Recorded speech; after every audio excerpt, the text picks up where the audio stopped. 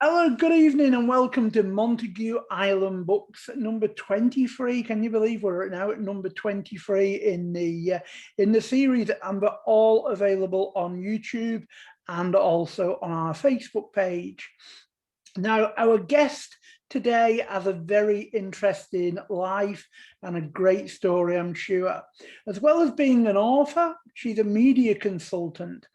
And I just want to read some of the things that I found on her website. She has, I don't know if she manages to fit all this in, from 2009 to 2018, she was the press operations manager for the Wimbledon Championships. She was the press officer with Team GB in Sydney at the 2000 Olympics. She was chief press officer at the Team GB holiday camp in Cyprus for 2004 Olympics. She was chief press officer to Team England at the Manchester Commonwealth Games in 2002. And senior press officer at Virgin Money London Marathon from 2002 to 2015. Now, you would think that would be enough, but she's also press officer for Brighton Marathon Weekend from 2015. She basically, she's contributed to all kinds of different articles. She's a recipient of the Bud Collins Award for Outstanding Media Relations Skills, awarded by the International Tennis Writers Association at the O2 in 2016. She's also got a BA Honours degree in Public Media and English Literature, and a Master's of Text and Performance Studies at King's College. You'll find a lot more information. There's so much more on our website as well. So I'm sure our author guest will tell you more about that along the way today. So hello and welcome, and thanks for coming to join us, Denise Tyler. You're very welcome. Thank you very much for having me. It's a pleasure to be here. Great. I hope I got all the information off your website, so I hope it was correct. Yeah, no, it's fine. Although Cyprus, the Olympic camp was a holding camp, not a holiday camp. It was definitely a lot more work holiday. But yeah, for anyone else that's interested, there's a lot more information at denisetyler.co.uk, denisetyler.co.uk. Now, we got through all that without even mentioning your books. I know. And I know you've done one non-fiction and one fiction. So Yes. Do you want to tell myself and the audience, people watching on YouTube, etc., a little bit about your books and your work as an author? Yeah, sure. The first book that I wrote was actually commissioned on the back of a website that's like edited called Mother at Work. Obviously, that was I am a working mother, although my daughter's off to university in a couple of months. So it sort of spans quite a long time period. But I was editing a website called Mother at Work for about 10 years, which I set up and ran. And I wrote a lot of the features for, but I also commissioned freelancers. And we did an annual awards thing, which we were able to have at Downing Street one year, which was great. Really, really rewarding and quite satisfying to do. And I was approached to write a book based on the website. So a sort of guide, if you like, for working mothers. You know, in as much as you can tell anybody else what the deal is, everyone has their own experiences. And that was a really, really great experience for me, because it meant I could pull all the best bits of the website from over the years into a book and really condense that advice and knowledge and experience, and interviewed loads of other working mothers to get their side of things as well. And yeah, it went really well. It was republished a couple of times, extra print runs, etc., and got some really good reviews. So I was really pleased about that. It was great to get that discussion out there. At the time, I was also invited to sit on sort of white paper commissions and things like that to help advise government about, you know, what it's like being a working parent. I think now that moving it forward now, I think the discussion has become more about working parent than working mother or working father, because you can pretty much assume that both parents are going to be working in some form or another. Yeah. And so it's moved on quite a bit since then, which I'm pleased to see that the discussion has opened up a lot more into, generally, how can we help? But also, I think on the back of the pandemic, a lot of people's home life and work life situations have changed beyond anything anyone could have thought or imagined. You wouldn't have wanted to imagine this situation in particular. And everyone's had to rejig, rethink, reorganize. And hopefully a lot of the problems that were being talked about have been sort of pressure cooked over the last year and a half. And we'll see employers and also childcare situations change for the better, because they've had to in the last sort of 18 months or so. And it's really pushed that conversation forward massively, much quicker than it would have done. Definitely. Without that, I mean, I don't know if it's a silver lining of a pandemic or not, but it's certainly a byproduct of it. I suppose there's disadvantages as well, though, isn't there? Working at home, stuck at home, no escape, you've not got that personal contact. Do you think that you will maybe add to the book or rewrite or write another book based on situation?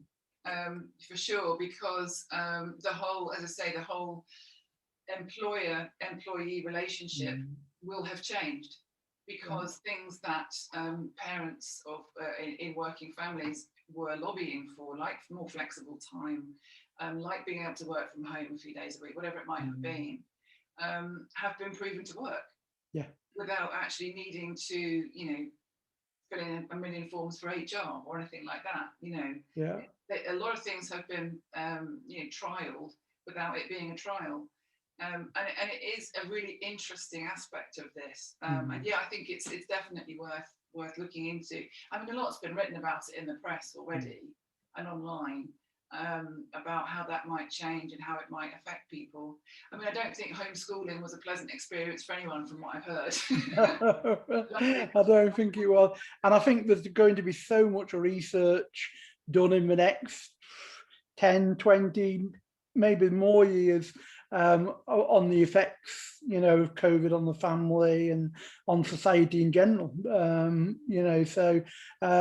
think it was a case of before COVID, you always had your colleagues or your HR department to refer to, whereas now, if you come across any problems, it's more social groups, social media groups that people are turning to.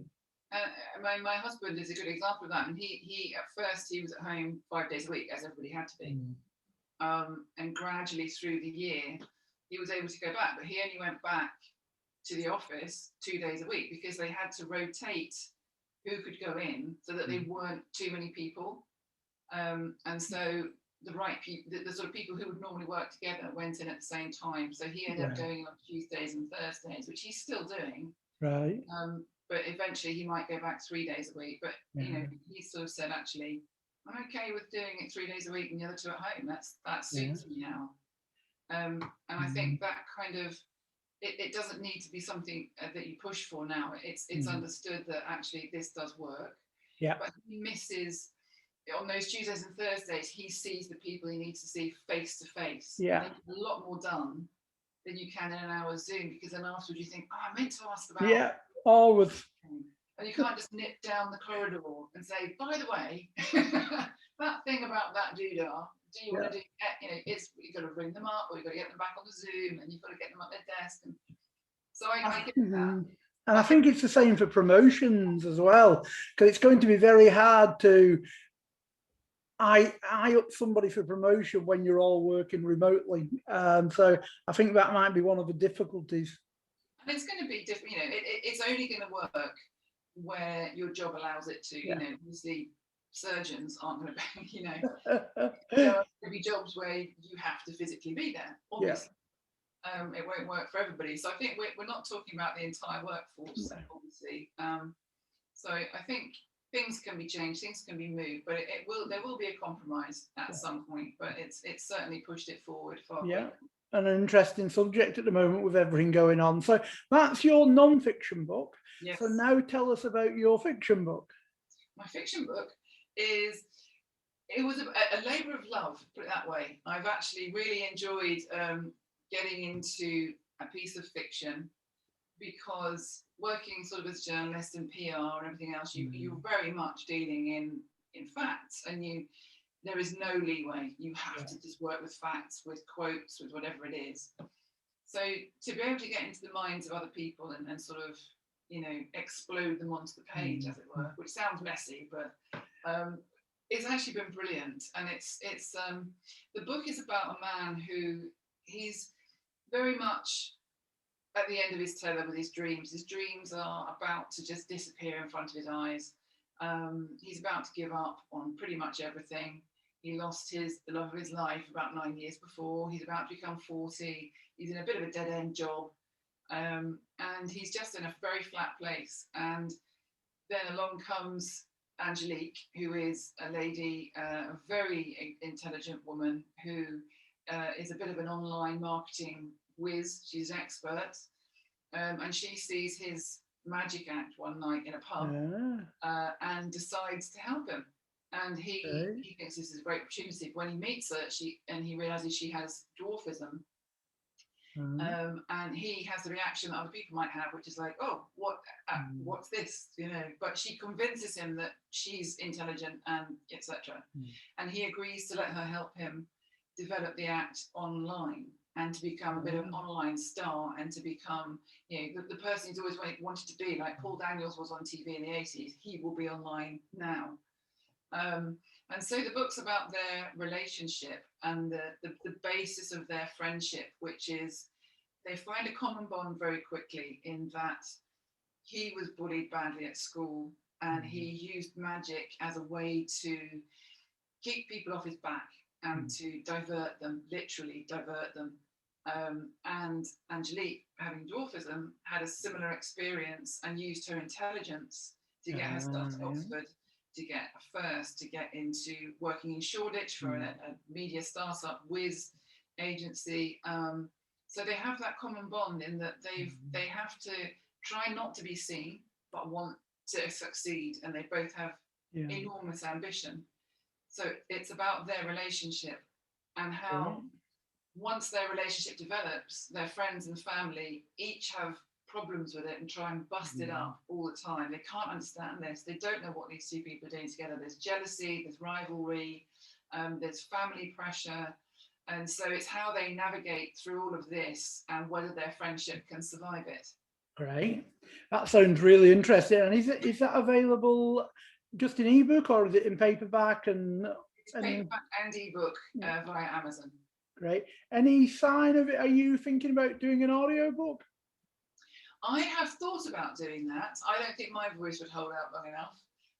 But I do know a couple of people who have offered to do it for me. Right. So I would think about doing that, yes. It's not something I've thought about yet, but I definitely want to at some point, yeah. Yeah, wonderful.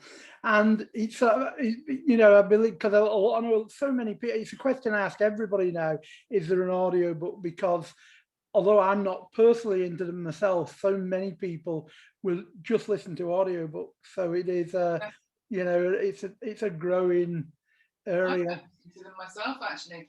I don't listen to them all the time. But for instance, I read a book that was narrated by Tom Hanks. And it was absolutely lovely. It was called The Dutch House.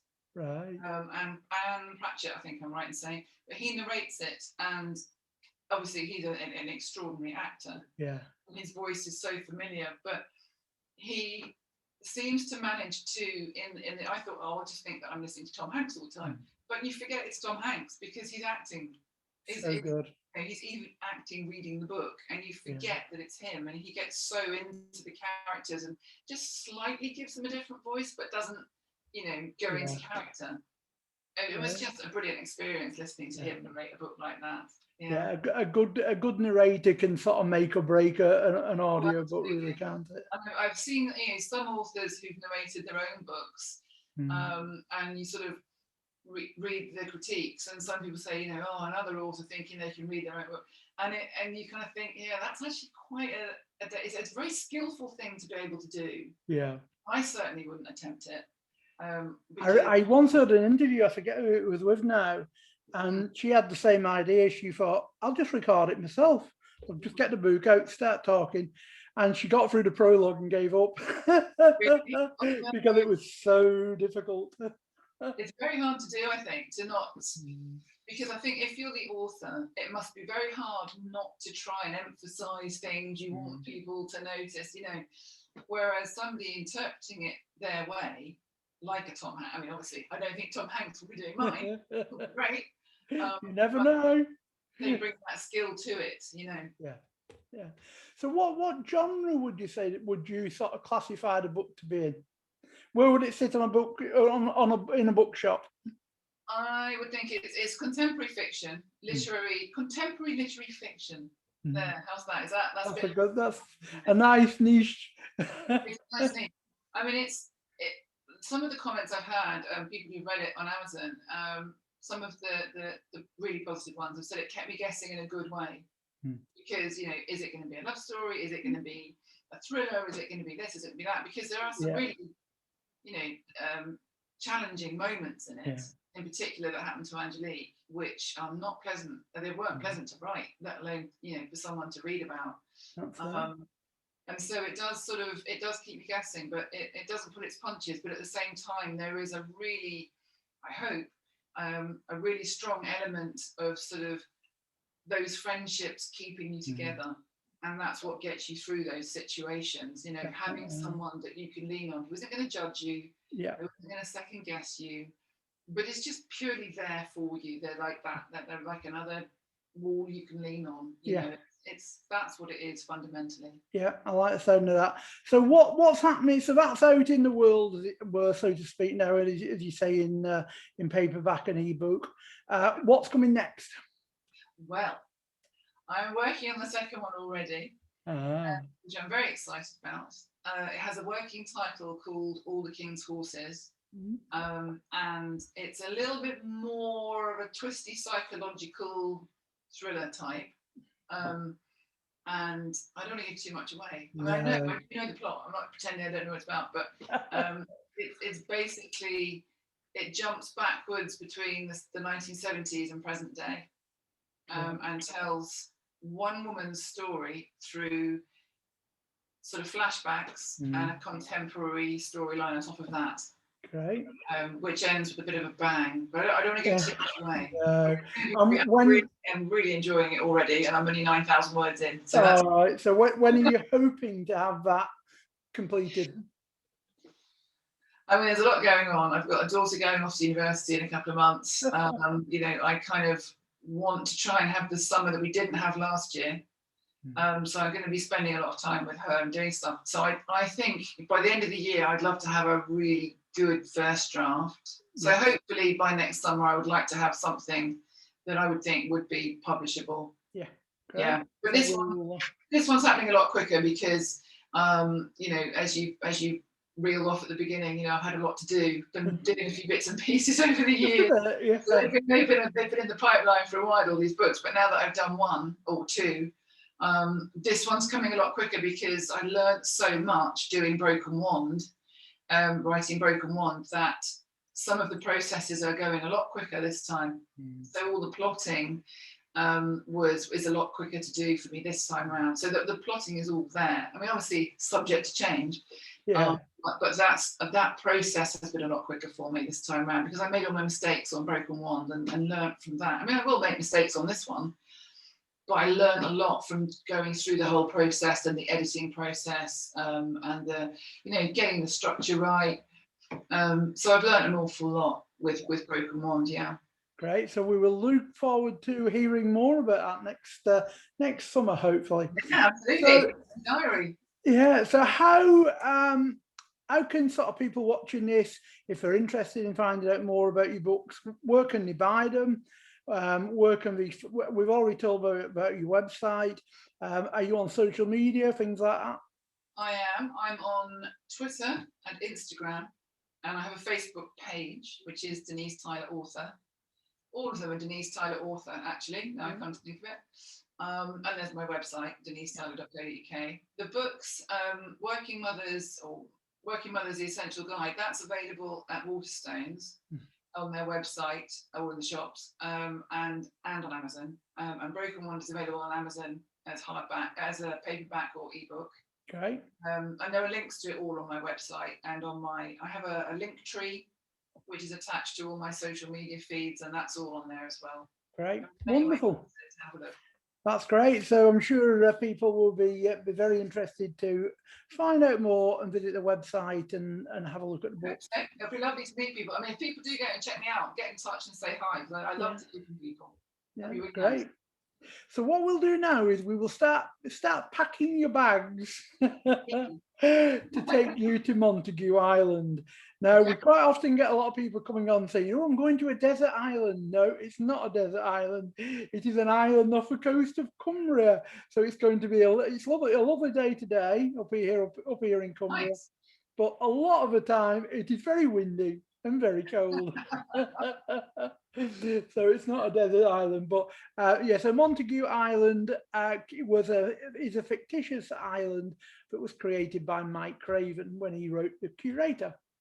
So that's where the name comes about for anyone listening for the first time. So what we'll do is we will go through. We've asked you to pick 7 books to take with you that sort of you love reading, or that have sort of affected you through your life, or that you remember from childhood, etc. So what is your first book going to be? Right, I've got them next to me. They're in a very big pile. The first one is this one, and it's called England's Mistress. I don't know if that's back to front on your screen. No, it's fine. It's right. I can read it. And this is actually a biography of Emma Hamilton. Right. And she obviously was Nelson's mistress and married to Lord Hamilton. And at one point they were living in effectively a menage a trois overseas.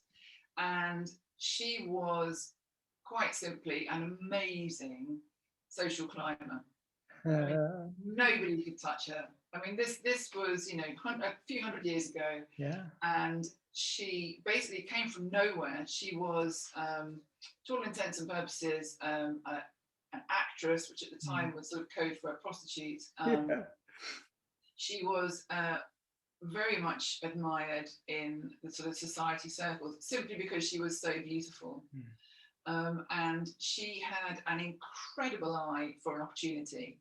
And she was painted by some of the famous painters of the day, and she instigated poses that were based on Greek legends, Greek myths, and she would reinterpret them in her own way. And they would do these sort of standing tableaus in taverns and in I think boudoirs is the wrong word, but sort of salons. And this was what sort of set her on the path to getting up the social ladder. And you sort of read about people today who, they're sort of manipulating the media. That basically she could be like a page 3 girl who has made a ton of money and now has tons of businesses. And at the time she was sort of at that level, and then just shot through the ranks and manipulated everybody with an art form. Powerful lady. She at one point, she and Nelson each had their own merchandise. And you can still see it in museums today. So the reason this one absolutely fascinates me is because what a girl. I mean, you couldn't make her up, really, when you read all these stories about her. And people would hire her to go and stay in their country houses for the weekend when they had a hunting party or something. Wow. Just as part of the decoration almost.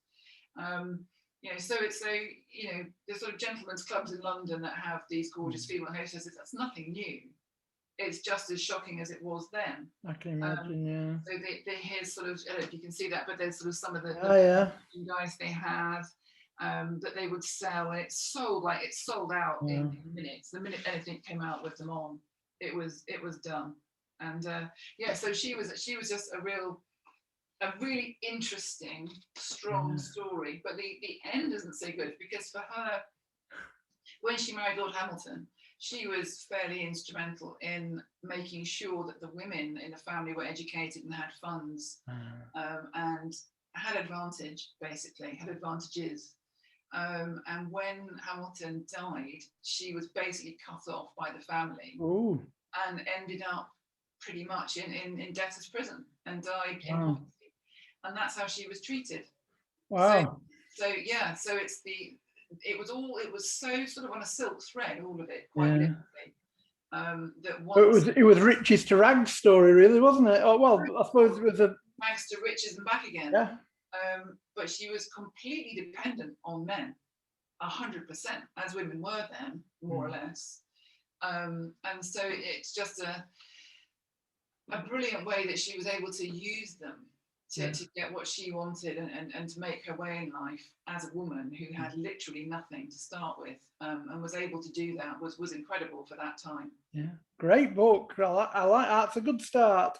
I like that book. I've not heard of that one before, so we'll have to check out, because it sounds a good story, but it's also educational as well. It's a biography. I mean, it's not fiction, obviously. It's a biography, but it sets the scene for the era. Put it that way. Yeah, great, wonderful. And what is your second book that you're going to pack in your suitcase? The second one is a more recent. Well, it's a more recent book. Wolf Hall, Hilary Mantel. Yeah. Obviously, it's set in a much older time. Obviously, we all know about all of these books. They don't need any introduction. But when I read Wolf Hall the first time, I haven't read it twice, but when I read it, I was just blown away by how interesting it was from Cromwell's point of view.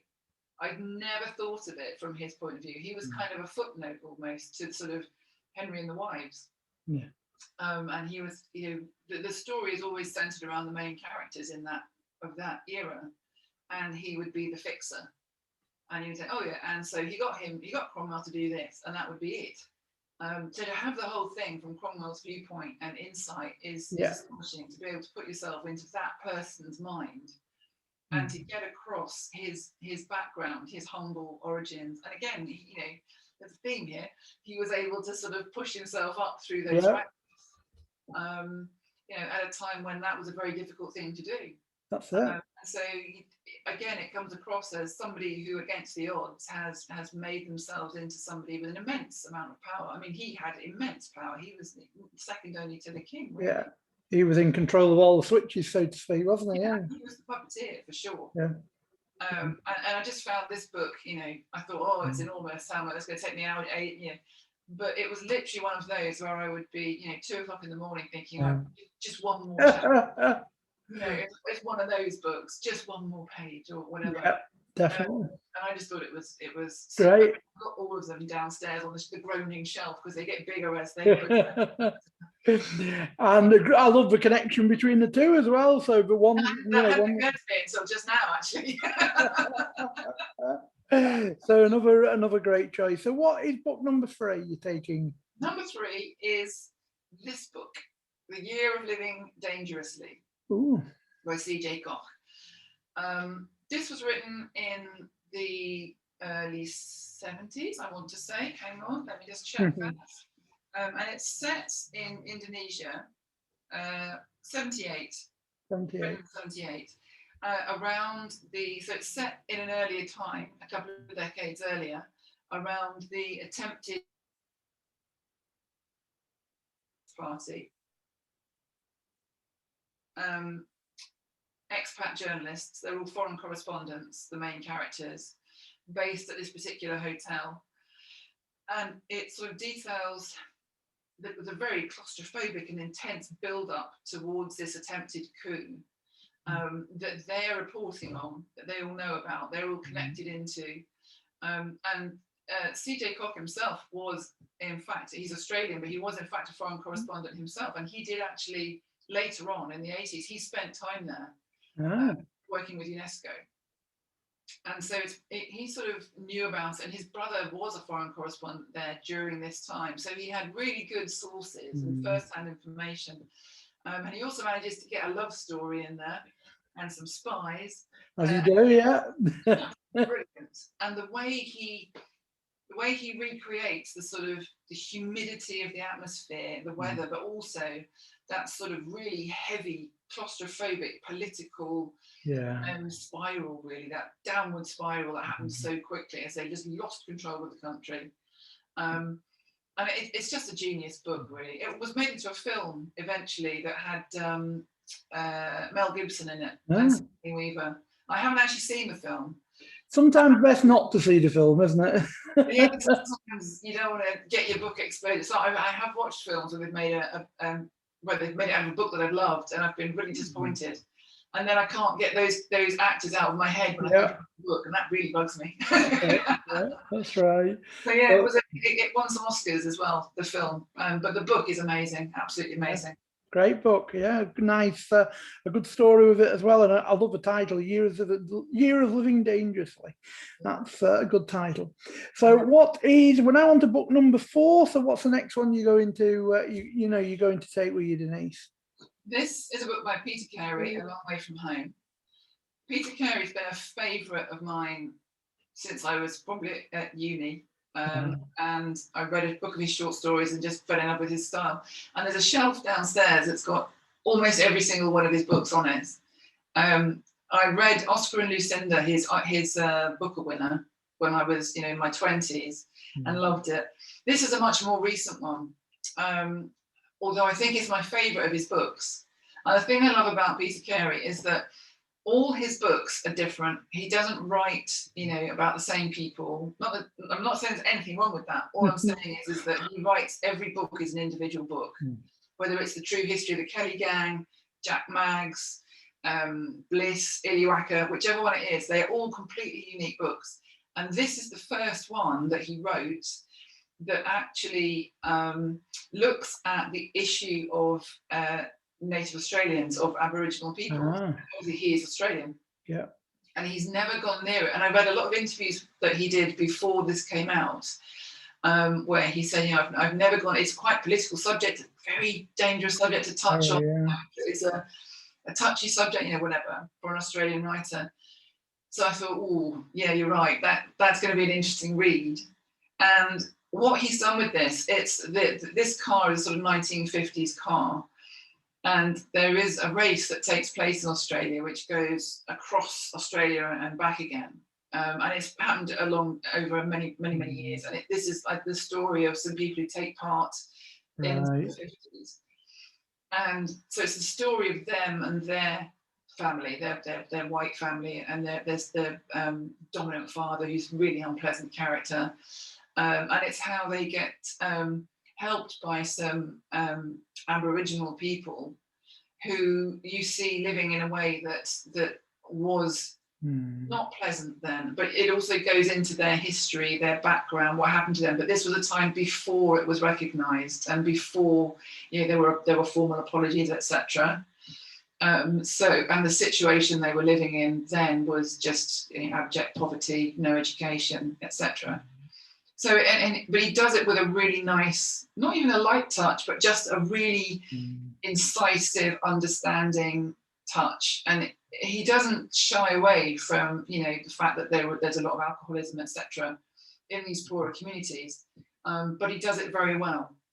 So that's why I love it. And it's a stonking story as well. And I don't know if you realise, but you made another connection there, because you both, Year of Living Dangerously and that A Long Way From Home, both come from like tinder pots that are ready to explode at any minute. Yes. I like that. I mean, I like it when a novel does look at a social situation and sort of tries to either understand it or basically underpin it with something else. That the reason that society is behaving the way it does or has done. I'm looking at my pile now. Wonder if there's any more coming up. Trying to get them in order so they flow nice. Yeah, but yeah, good connection. So that is number 4. So we're on book number 5. So what's number 5 going to be? Number 5 is a very early book by Margaret Drabble called The Millstone. Right. And this was one of the first books I ever bought myself. I think I was about 15. And there was I grew up near Colchester up in Essex, and there was a bookshop on a place called East Hill that I used to love going in.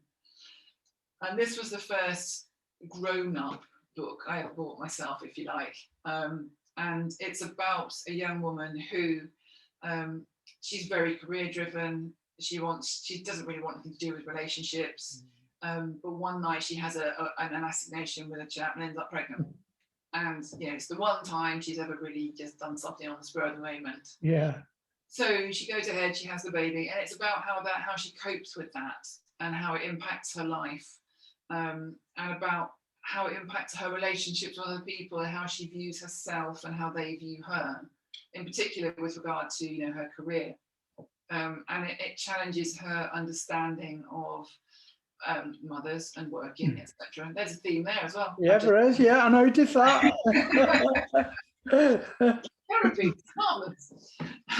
You planned this well. But that was the first book that sort of made me realize that you could write about things like that women's lives were up for being written about, because all the books we learned at school either had male protagonists or were about male situations. I mean, this was I'm doing that way back in the when 80s, late 70s, early 80s. So it was sort of refreshing for me to realize that these sorts of things could be discussed and could be looked at in book form, that you didn't have to hush up things like that, and it wasn't necessarily, oh my god, she wasn't married, because that was still quite a big stigma then. So it sort of explores those themes, which was really nice for me, sort of as a 15, 16-year-old girl trying to work out what does it mean to go and have a career? What does it mean? Do you have to go to university? What do you have to do? What are kids about? Do you have to have kids young? Is it like that? So it was a really interesting read for me, and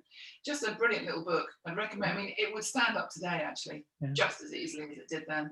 So sure. Is the Millstone, maybe I'm reading into this too much, but is the Millstone the fact that she's an unmarried mother and she's had to sort of cut off from her career and what have you, and she feels like she's on a bit of a millstone, or is that totally unconnected? Initially, she's sort of, when she's pregnant, she is very much thinking that the baby is going to be the millstone around her neck. That's it. She's screwed everything up. Should she keep it? Should she not? Yeah. And she decides to do it without even telling. I don't want to give too much away in case someone wants to read it. No, of course, I'm sure there'll be a few. She decides to be a single mother, whatever. Anyway, blah blah blah. But so it's her trying to decide if having children is having a baby will be a millstone around her neck. Will she resent it? Yeah. Should she go ahead? Should she not? So that's where that comes from. And as you say, that's apt today, just as it was then, really, isn't it? It may be society's different and there's different views and opinions, but generally it's much the same, isn't it? I think, this was obviously so interesting then because things like that weren't written about that much. Now even spoke about, were they? Never mind. Groundbreaking book, and I think now there are a lot more stories about young single women, whether they have children or not. I mean, Bridget Jones, young career woman, is she going to get married? Is she not going to get married? She ends up having a baby. She's going to keep it. Doesn't know who it is. So and that's a fun film. Yeah. You would never have seen a film like that. It would have been quite, women's lib, or it would have been dismissed almost. Whereas now it's an acceptable thing to talk and discuss. Yeah. And there are loads of systems in place to support people who decide to do that. Yeah. Great. Good idea for say a book that's from the sort of 70s but still relevant today. Yeah. So that's good. So we're now on to, that's a millstone. So we're now on to book number 6. Book number 6 is a complete departure, actually. It's a book called Dangerous Parking. Ooh. And this is totally different to all of that. No connection here then. It was written by, I don't know if you can see him, this chap. Yeah. And he had a sort of sex, drugs and rock and roll life. He was a filmmaker. He wrote scripts. He was a lecturer at university. And he, I need to look up actually, because he died shortly after he wrote this, and I don't know that he actually saw it in print. And that's something you should know and actually don't. That's just occurred to me. And this book is sort of autobiographical, but it's fiction.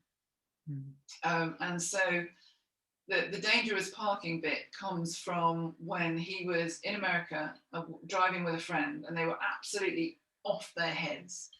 And they got, as they thought, they got pulled over by the police, and they said, well, you know, were we speeding? And they said, no, you're parked in the middle of an 8-lane highway. Ooh. When it came to court, the judge didn't know what to charge them with, so he charged them with dangerous parking. And so that's where the title comes from.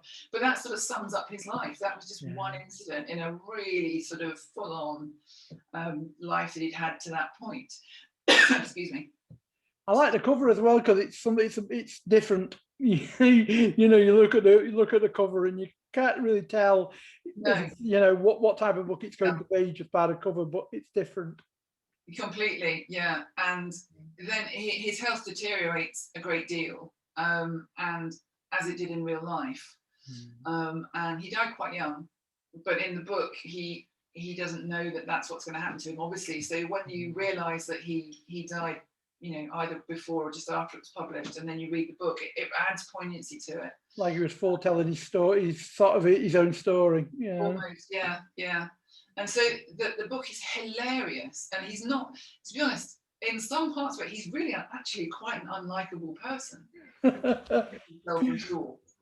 And you really, the thing I like about it is that he doesn't try and portray this person as anything other than what he is, which is, you know, quite self-absorbed, reckless, irresponsible, but you end up liking him anyway. Yeah. His health deteriorates, he starts to reevaluate his life. And he looks at all these things through a very different lens, and that makes it even more interesting as you go along. You sort of you start to reevaluate him and things that you might have done differently or whatever. So it's really interesting from that point of view. But just a really good roller coaster story. Yeah, I made a film of this as well, actually, but I can't remember. Sean Pertwee was in it, but I can't remember who else was in it. But it's worth a look as well. Just it's not really showing too clear on the screen. What's the author's name? The author's name is Stuart Brown. Stuart Brown with an E. That's it. Yeah. Brown with an E. That's great. Just in case anyone's searching for it, and it's like a dangerous parking, it's probably not the easiest thing to search for. But it's a book, actually. It was $6.99. That's how old it is. Right, yeah. Bloomsbury paperbacks, and it was written in the 80s, I think.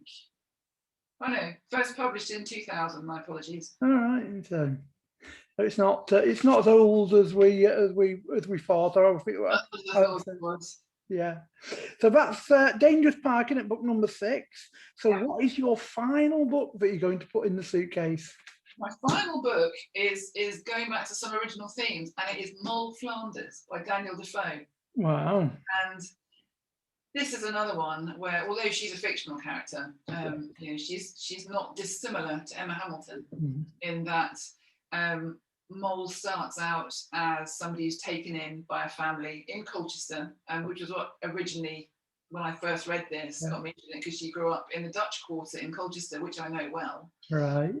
When it was the only bit of the town.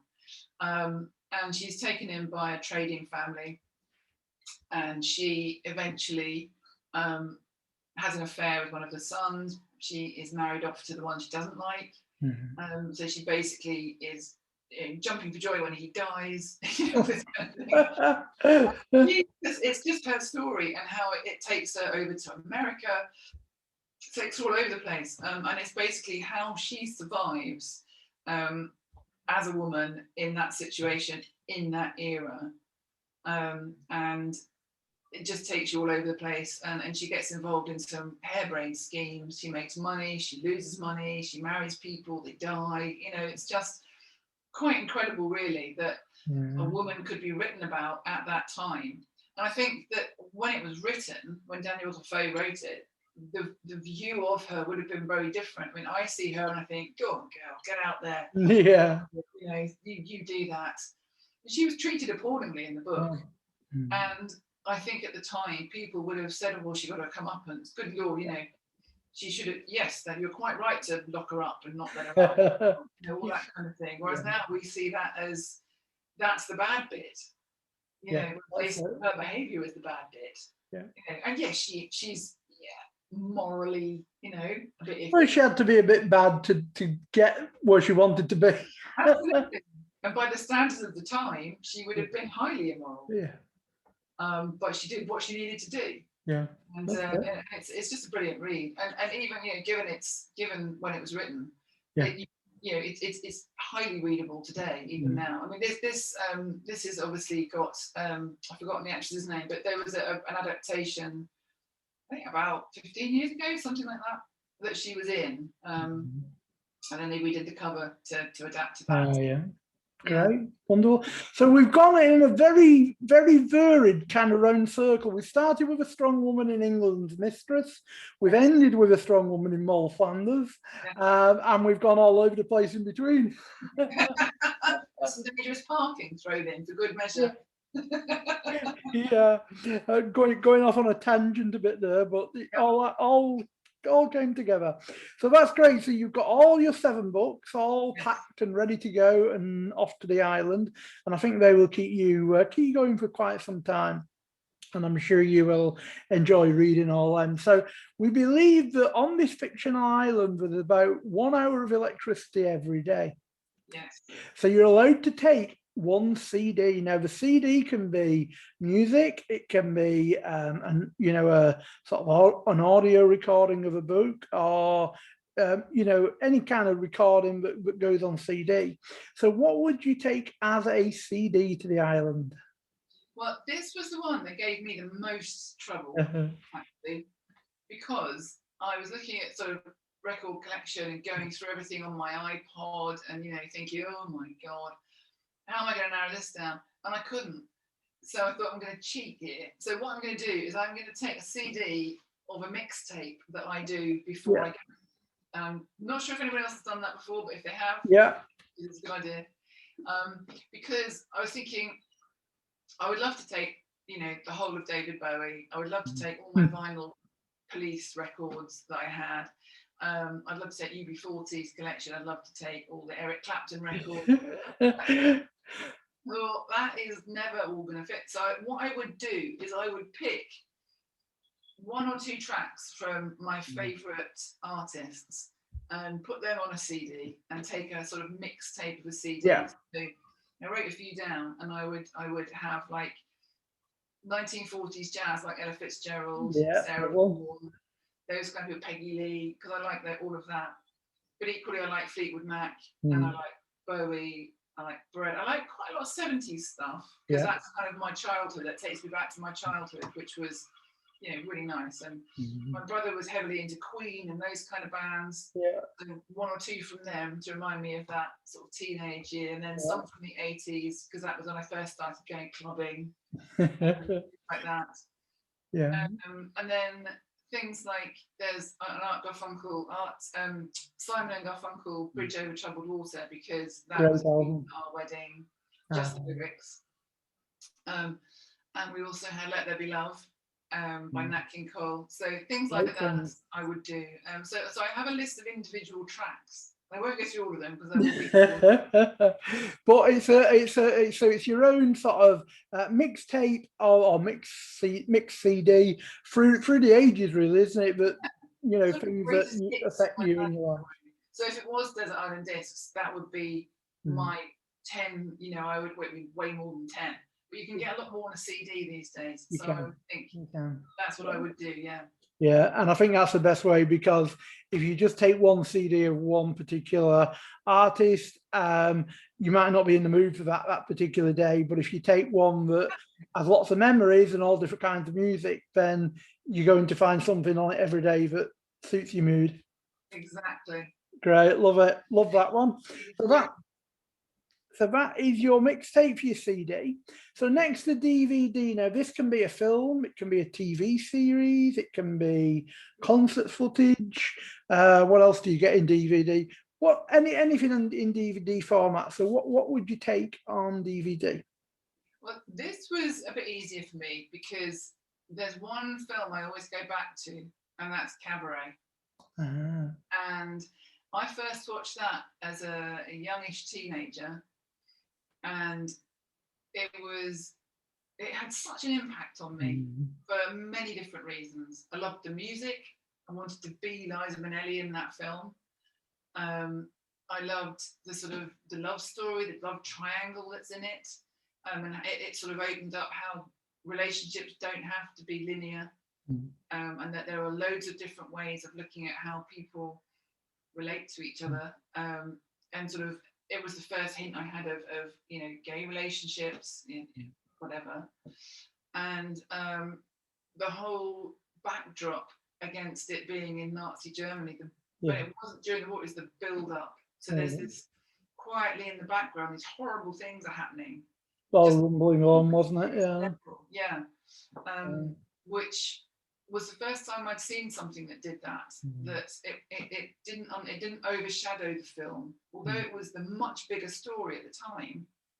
Here were these people, these 2 or 3 people, who were trying to live normal lives, and a lot of people around them were just trying to ignore that bit, and pretend it wasn't happening. But then they meet a couple of Jewish people who were saying, "Oh God, somebody threw eggs at the door the other night. What's that all about? And now that was just that was nothing compared to what was coming. So there's that kind of distant rumbling of thunder that was building at that point. And that's the brilliance of that film, is that what happened afterwards, so what they're walking straight into.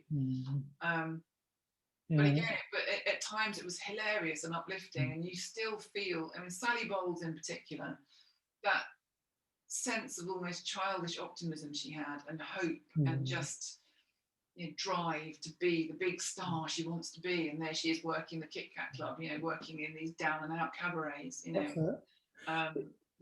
just was just brilliant. And it's like they knew what was, in a way, they knew what was going on, but they were like blinkered to think as though, well, no matter what goes on, we're going to carry on with our lives. So they were looking at things a bit blinkered until things got pointed out to them. But it was like, and it was, there's a horrible scene where the manager of the nightclub is basically beaten to death outside, and it's done while the cabaret music is being played and being sung, and then it cuts to outside where he's being beaten up, but that jolly tune carries on. And it's just that kind of, it's so tightly packed, those kind of storylines. It's a brilliant film. It's just a brilliant film. And it's something that leaves you thinking. It's not just a case of, right, film's finished now. It leaves you thinking about it afterwards, doesn't it? And all the effects, and stop thinking about it, because there's a point in it where she's pregnant, and she decides to terminate the pregnancy, and that was a huge deal then. It wasn't safe then to do that. In medical terms, it wasn't a safe thing to do. Long chalk. So she sells her fur coat to get it sorted, which is, she's been wanting this fur, or she's had this fur coat and loves it. And that's a really, she comes home without the coat on, and he realizes what she's done. And that's a really poignant scene. And looking at that from a teenager's point of view, I just sort of thought, oh, she had decided not to have a kid. Looking at that now, backwards from my more mature years, that's a whole different scene to me now. There's a whole different take on that. And their relationships, you look at them from a much more grown-up viewpoint, and you forgive a lot more of it, because you understand how they were and how they were feeling then, and that maybe there was an element of, we could all be blown to bits tomorrow, so go for it. Maybe there was a bit of that. Who knows? But as you say, when you read it again when you're older, you still have the same interest in it, but I suppose you ask yourself different questions. Because you're coming at a completely different viewpoint, and a different age, and a different, different time even, And some you could sort of look at that film, and there are some relevances to today. There's been a far right rise in numbers, and in Europe, in America. You see that happening again, and you think, people are just going on, bits or whatever. And you But think, who yeah, knows? I think that's the last time. Yeah, that's right, that's right. But a good choice of film, and I'm sure that would keep you entertained on the island. So next we've got a food. Now, obviously, because this is fictitious, it can be like a never-ending food. So it can be an ingredient, or it can be a special meal that brings back memories for you. So what would you take as a food? This was a bit easier as well because I can remember the first time wasn't the first time I went to a Chinese restaurant, but it was the first time I had crispy duck pancakes. And I couldn't believe my taste buds. I just absolutely loved it. And the fact that you could play with your food and roll it all up and you could put it all together yourself and then just munch away. And it was incredible. And I loved it, absolutely loved it. And I don't really eat meat anymore. So it would have to be like a duck substitute. But it would have to taste the same and feel the same and be crispy. So that's a much easier one for me to do. That would be my food of choice, and it has cucumber and spring onion in it, so it's healthy too. Great, nice choice, and good, as you say. When I was having a discussion with somebody on Facebook today, actually, and we were talking about it was something I'd posted about meals in the 50s and 60s. And it was saying that, there was no Chinese restaurants, there was no Indian restaurants. And someone said, well, there must have been because we've always had Indian food. I said, no, maybe in London you would have Chinese and Indian restaurants, but in, working class places, it was probably 70s before, they got sort of Indians and Chinese takeaways. Quite classic, wasn't it? I mean, my dad's from London. He's from the East End, and he can remember, seeing a pineapple for the first time, that kind of thing, because he was born during the war. So there was, obviously they did have pineapples, but they weren't during the war. They weren't available. Yeah. And he remembers thinking of that as quite a wow moment, The Chinese restaurants opened and things like that. It was quite funny. Great, wonderful. So we've got your food, so you're all packed up with your favorite food. So now we come to the last item, which we get lots of very varied and interesting answers. So what would your luxury item be to take on the island? Well, I've had to think about this, and what I would like, because I don't like sitting on bits of wood and stuff like that. I don't mind going camping, but I do like a chair. Yeah. So I thought I'm going to take an armchair, but it's going to be an adapted armchair. Ooh. And it's going to have like bits that come out. So like one side's going to have a kettle and a mug and tea bags. And there's going to be not going to like this, but I've just had a sudden thought of the Jimmy Savile chair. Oh God. Oh my God. Because he nail something like that, Jim will fix it. He had a thing but opened up with a no, that's not what I was thinking of. But anyway, moving on. There's a Lymphatic Lamp, and the back of the armchair will be bookshelves, and there'll be self-replenishing bookshelves, so there'll always be. But see, I'm allowed to. It's part of my. You're allowed to, yeah. A cunning plan on that one. I know. I know that's bending the rules slightly, but No, it's a fictitious island, so you can make it as. There are people on that have taken anything from a pillow to a camper van. There you go. Right. So, I think whatever I take, I would adapt beforehand into as many, like an Inspector Gadget type of thing. It would have as many things on it as I could possibly attach. Like a Back to the Future version of an armchair. Basically.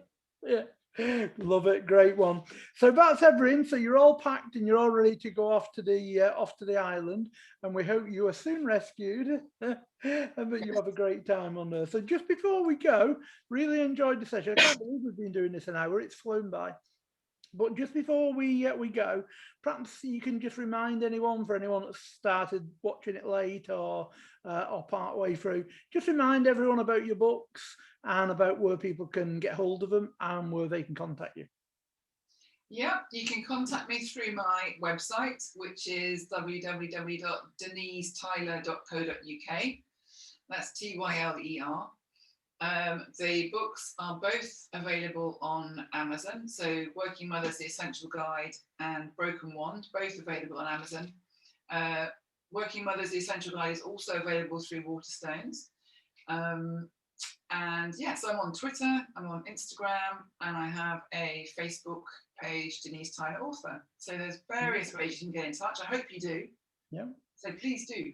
Yeah, and this video will go out on YouTube tomorrow, so I will, when I share it on social media, I'll copy you in. And just to let people know what we've got coming up, I don't think we've got a gap in the show next week. I don't think we've got one next week. We're not up to now unless somebody comes up late notice. But on the 29th of July, that's the following Thursday, we have Cass Finley. And then August, the 5th of August, we start with A.D. Fox. And then the 13th of August, we've got Andy Griffey. So those are the next sessions on the island that are coming up. So Denise, thank you very much for your time this evening. I loved hearing about all the things to take to the island. And we wish you all success, and we look forward next year to hearing about the new book. Lovely. Thank you for joining us. Thanks for having me. It's been a great time. Thanks very much. Thank you. Bye-bye.